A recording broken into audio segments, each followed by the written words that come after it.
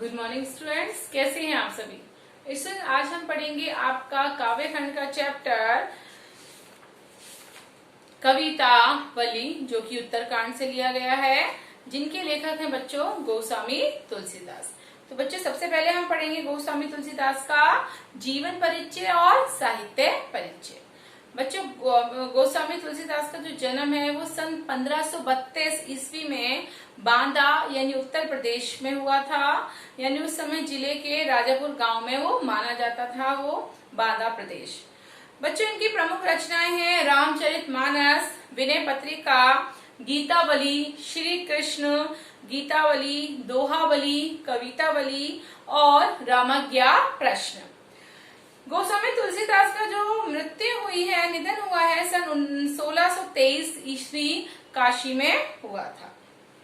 भक्ति काल की सगुण काव्य धारा में राम भक्ति शाखा के सर्वोपरि कवि गोस्वामी तुलसीदास में भक्ति से कविता बनाने की प्रक्रिया की सहज परिणति है। यानी जो गोस्वामी तुलसीदास जी थे, उन्होंने श्री राम कृष्ण के बारे में बहुत कुछ अपनी कविताओं के द्वारा लिखा है, परंतु उनकी जो भक्ति है इस हद तक लोकोन्मुख है कि वह लोक मंगल की साधना के कवि के रूप में प्रतिष्ठित है। अर्थात कहीं ना कहीं जो लोक है, हमारा समाज है, हमारी आम पब्लिक है, उसमें कहीं ना कहीं उनके जो लोक मंगल की साधनाएं हैं, उन्होंने बहुत ही अच्छे रूप से वो कवि के रूप में क्या हुए बच्चों, प्रतिष्ठित हुए हैं। ये बात न सिर्फ उनकी काव्य संवेदना की दृष्टि से वरन काव्य भाषा के घटकों की दृष्टि से भी सत्य है। कहा जाता है कि ये जो बात है, उनकी जो काव्य की कविता है, उसमें जो उनकी संवेदनाएं उभर कर आई हैं, उसकी दृष्टि से अगर हम देखें, बल्कि काव्य की जो भाषा है उसकी दृष्टि से भी ये बात बहुत ही सत्य है। इसका सबसे प्रकट जो प्रमाण तो है यही है कि शास्त्रीय भाषा संस्कृत में सर्जन क्षमता होने के बावजूद उन्होंने लोक भाषा, अवधी व ब्रज भाषा को साहित्य रचना के माध्यम के रूप में चुना है और साथ में बुना है। अर्थात बच्चों कहने का तात्पर्य है कि जो हमारी संस्कृत भाषा है, साथ में अवधी व ब्रज भाषा है, उन्होंने कहीं ना कहीं अपनी जो साहित्य की रचनाएं की हैं इन भाषाओं में की है। जिस प्रकार उनमें भक्त और रचनाकार का द्वंद्व है, उसी प्रकार शास्त्र व लोक का द्वंद्व भी है। अर्थात कहीं ना कहीं उन्होंने एक भक्त के रूप में, एक रचनाकार के रूप में बहुत अच्छे से काम किया है। और ये बात बहुत ज्यादा कंफ्यूजन करने वाली है कि वो एक रचनाकार के रूप में उभर कर आए हैं या एक भक्त के रूप में उभर कर सामने आए हैं। कहीं ना कहीं शास्त्र और लोक का भी उन्होंने साथ में द्वंद्व प्रकट किया है, जिसमें संवेदना की जो दृष्टि है से लोक की ओर वे क्या है, झुके हैं, तो शिल्पगत मर्यादा की दृष्टि से शास्त्र की ओर। संवेदना यानी हमारे जो इमोशन है, इमोशन को उन्होंने कहीं ना कहीं किताबों के कविताओं के माध्यम से रखा है और उन्हें बताने का प्रयास भी किया है। आगे बता रहे हैं, उनकी एक अनन्य विशेषता है कि वे दार्शनिक और लौकिक स्तर के नाना द्वंद्वों के चित्रण और उनके समन्वय के कवि हैं। द्वंद्व चित्रण जहाँ सभी विचार भावधारा के लोगों को तुलसी काव्य में अपनी अपनी उपस्थिति का संतोष देता है, वहीं समन्वय उनकी ऊपरी विभिन्नता में निहित एक ही मानवीय सूत्र को उपलब्ध करा के संसार में एकता व शांति का मार्ग प्रशस्त कराता है।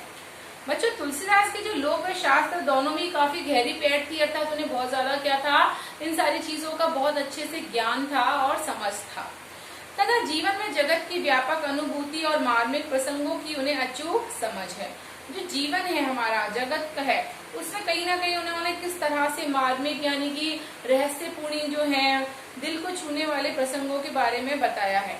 ये विशेषता उनके महाकवि बनाती है और इसी से प्रकृति में जीवन के विविध भावपूर्ण चित्रों से उनका रचना संसार समृद्ध है।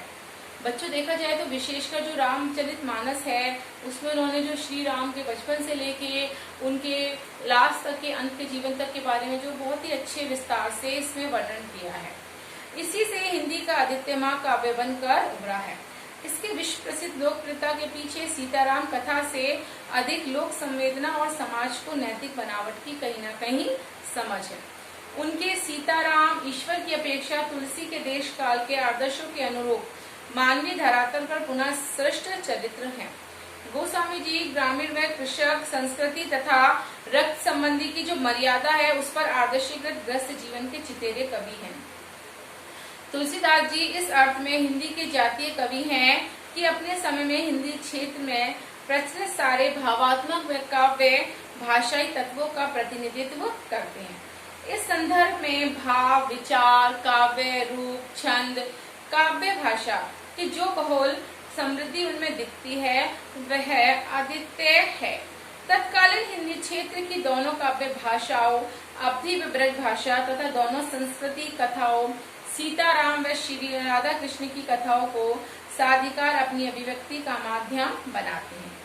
उपमा अलंकार के क्षेत्र में जो प्रयोग वैशिष्ट कालिदास की पहचान है, वही पहचान सांग रूपक के क्षेत्र में हमारे तुलसीदास जी की भी है।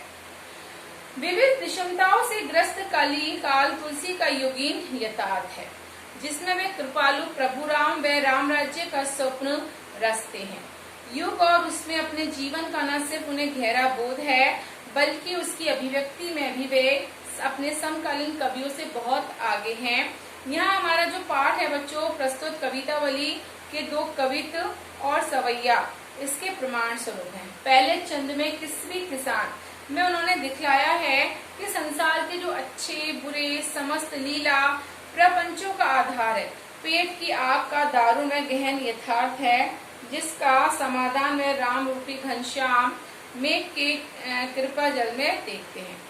इस प्रकार उनकी राम भक्ति पेट की आग बुझाने वाली यानी जीवन के यथार्थ संकटों का समाधान करने वाली है, साथ ही जीवन ब्रहा आध्यात्मिक मुक्ति देने वाली भी है। दूसरे छंद में खेती ना किसान में प्रकृति और शासन की विषमता से उपजी बेकारी व गरीबी की पीड़ा का यथार्थ परक चित्रण करते हुए उसने दशानन यानी रावण से उपमानित किया है। तीसरे छंद में धूत कहो अवधूत कहो में भक्ति की जो गहनता है और सघनता है, उसमें उपजे भक्त हृदय के आत्मविश्वास का सजीव चित्रण है, जिससे समाज में व्याप्त जात पात और धर्म के विभेदक दुराग्रहों तिरस्कार का साहस पैदा होता है। इस प्रकार भक्ति की रचनात्मक भूमिका का संकेत यहाँ है, जो राज्य भेदभावपूर्ण सामाजिक राजनीतिक माहौल में अधिक प्रासंगिक हुआ है। रामचरित के मानस जो बच्चों लंका कांड है, उससे गृहित लक्ष्मण के शक्ति बाण लगने का प्रसंग कवि की मार्मिक स्थलों की पहचान का एक श्रेष्ठ नमूना है, यानी कहीं ना कहीं वो बात हमारे हृदय को स्पर्श कर जाती है। भाई के शोक में विगलित राम का विलाप धीरे धीरे विलाप में बदल जाता है। जो राम है धीरे धीरे रोने लग जाते हैं, विलाप करने लग जाते हैं जब लक्ष्मण जी को तीर लगता है मेघनाथ का, जिसमें लक्ष्मण के प्रति राम के अंतर में छिपे प्रेम के कई कोण सहसा अनावृत हो जाते हैं, यानी कि प्यार जो होता है उमड़कर बाहर सामने आ जाता है। यह प्रसंग ईश्वरीय राम की पूरी तरह से मानवीयकरण देता है, यानी कि उसमें जब राम है वो ईश्वर का रूप ना होकर मानव का रूप बन जाते हैं, जिससे पाठक का काव्य मर्म से सीधे जुड़ा हुआ होता है, जिससे हमारे जो पाठक हैं वो कहीं ना कहीं काव्य की गहराई में उतरकर उस दर्द को महसूस करते हैं और वह भक्त तुलसी के भीतर से कवि तुलसी के उभर आने और पूरे प्रसंग पर उसके छा जाने की अनुभूति करता है। इस घने शोक परिवेश में हनुमान का संजीवनी लेकर आना कवि को करुण रस के बीच वीर रस के उदय के रूप में दिखता है, यानी कि जब शोक हो रहा होता है, दुख हो रहा होता है, सब रो रहे होते हैं, विलाप कर रहे होते हैं कि लक्ष्मण को तीर लगा है, उसी समय करुण रस में हनुमान जी संजीवनी बूटी लेकर आते हैं और ऐसा लगता है जैसे कि वीर रस का उदय हो गया हो। ये उपमा बच्चों बहुत ही अद्भुत है देखने के बारे में और काव्यगत करुणा प्रसंग को जीवन के मंगल विकास की ओर ले जाती है।